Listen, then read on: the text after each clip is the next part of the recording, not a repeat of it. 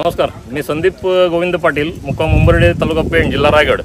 पनवेलचं जे खार जमीन संशोधन केंद्र आहे तिथे त्याची जाहिरात पाहिली. तर प्रशिक्षणासाठी गेलो तेव्हा आम्ही इथे तलाव खोदून त्याच्यामध्ये मत्स्यपिंजरेची संकल्पना राबवली.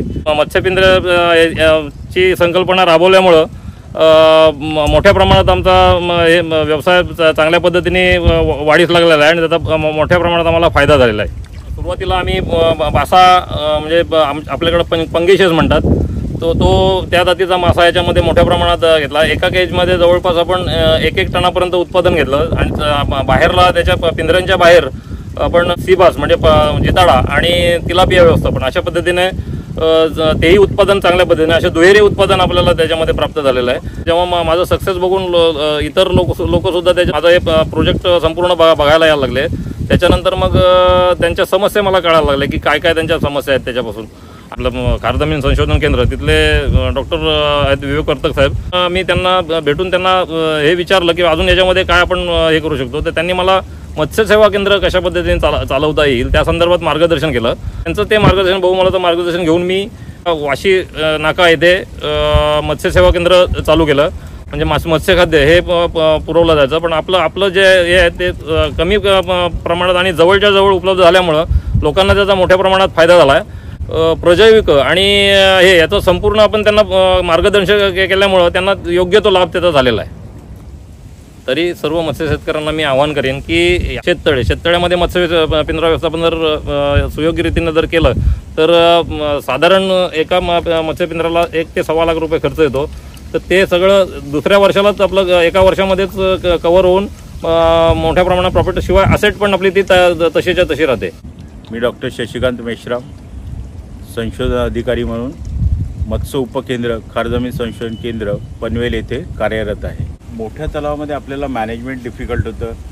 जर अशा पद्धतीचे पिंजरे टाकले तर या अशा तलावामध्ये आपल्याला 2 प्रकारचे वेगवेगळे प्रोडक्शन याच्यामध्ये घेता येतात. म्हणजे 2 टायर सिस्टीम जी आपण म्हणतो ती प्रत्यक्षात राबवली जाते की तलावामध्ये तुम्हाला ड्रॅग नेटिंग करण्यासाठी 5 ते 8 लोक एकत्र लागतात. ह्या केजमध्ये महत्त्वाचा फायदा हा आहे की 1-2 माणसं मॅक्झिमम एका वेळेस केज उचलू शकतात आणि एका वेळेस हार्वेस्टिंग करू शकतात. म्हणजे जिवंत मासे विक्री या पिंजऱ्याच्या माध्यमातून आपल्याला करता येऊ शकतं, ज्याच्यामुळे थोडा हाय कॉस्ट आपल्याला मिळणार आहे.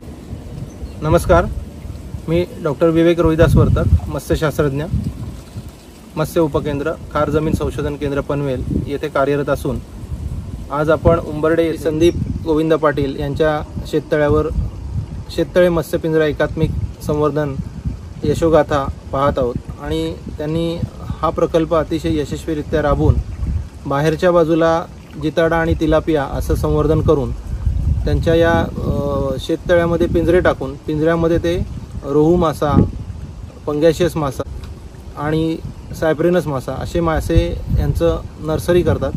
आणि नर्सरी करून इथल्या नजीकच्या शेतकऱ्यांना ते त्याचं बीज देतात. नंतर तेच मासे, त्यातले काही मासे हे पिंजऱ्यामध्ये वाढून त्याचं संवर्धन करून नंतर हे संवर्धन झालेले मासे इथल्या नजीकच्या लोकांना ते विक्री करून त्यातून त्यांचं अर्थार्जन करत आहेत.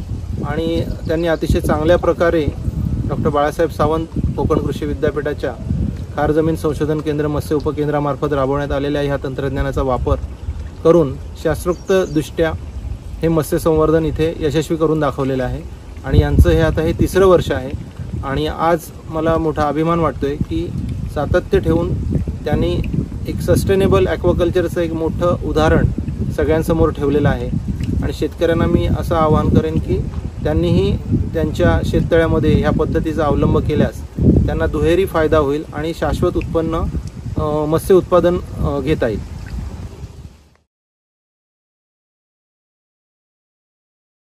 हा व्हिडिओ जर आपल्याला आवडला असेल तर तो लाईक करा, शेअर करा आणि विद्यापीठाच्या या चॅनलला सबस्क्राईब करा.